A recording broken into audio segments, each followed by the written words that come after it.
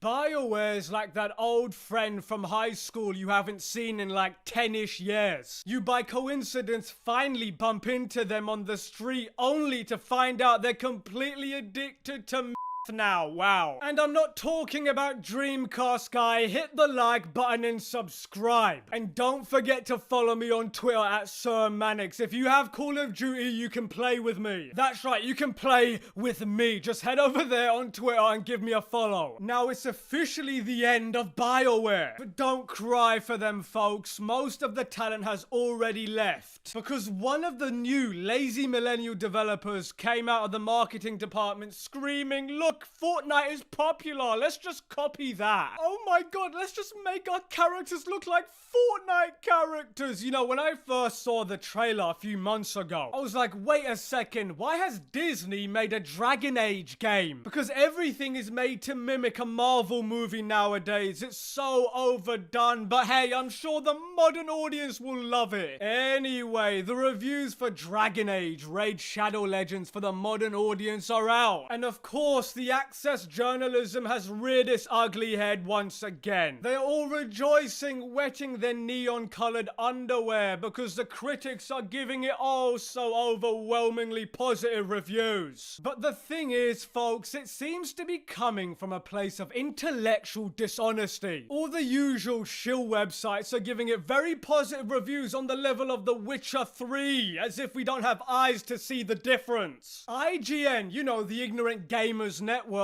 gave this a 9. You know, they're not even the clown, but the whole entire circus. Only the low-hanging dingleberries at the ignorant gamers network could give this a 9 out of 10. I mean, to give this a 9 out of 10 is an insult to games that actually deserve a 9. Now, just to make my point further of how insanely crooked this access journalism, how deep this goes, remember folks, the only outlets that got review codes for Dragon Age Veilguard were the ones who did not say anything critical about the game during its preview events. Because if you even dared to show even an ounce of integrity, you're done. You're not allowed to preview the game before it comes out because the only outlets EA gave review codes to were the shills. All the same sites giving it a 9 or 10 out of 10. Whereas the outlets like Fextra Life, who were somewhat critical of what they saw and experienced during those preview events, were not given preview codes, and this creator by the name of Wolfheart FPS said on Twitter, 3 creators, myself included, were a bit more critical than others with our hands-on time with Dragon Age Veilguard, and not a single one of us will be getting a review code with time to actually give opinions before release. Just thought I would throw that out there. So let me get this straight. This creator, whose entire channel is based around covering RPGs, chose to tell the truth about your game, which is what he's supposed to do, and for some reason, and you thought it was a good idea within this weird toxic access media cesspool to tell him to f off. You know, this is why, I hate to toot my own horn, but people like me are super important in this weird ecosystem. Because without people like me, this will tell you about those people who are less critical about products overall. You know, the people who care more about protecting their relationships and actually serving their audience. That is quite literally the opposite of me in every way. I serve the audience. I don't give a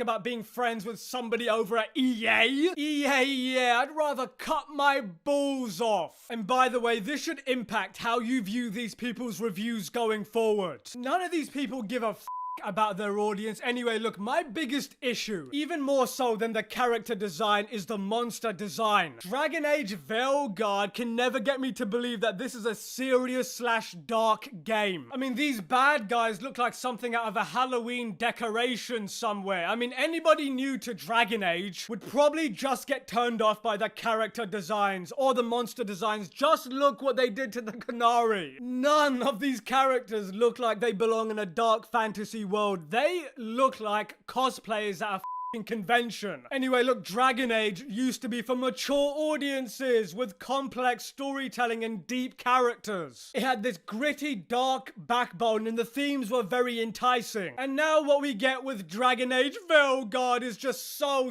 family friendly. And what do we end up getting? We get the typical lazy millennial writing, NPCs constantly pointing out the obvious. stupid little one-liners and non-stop sassy NPC quips. I mean, BioWare's trying so hard to distance themselves from the style of games they used to make. You shouldn't even call yourself BioWare anymore because nobody is left from the company that actually built its reputation. So one can only hope that they go bankrupt before they spit out any more dumpster juice, and on that bombshell, Mannix out.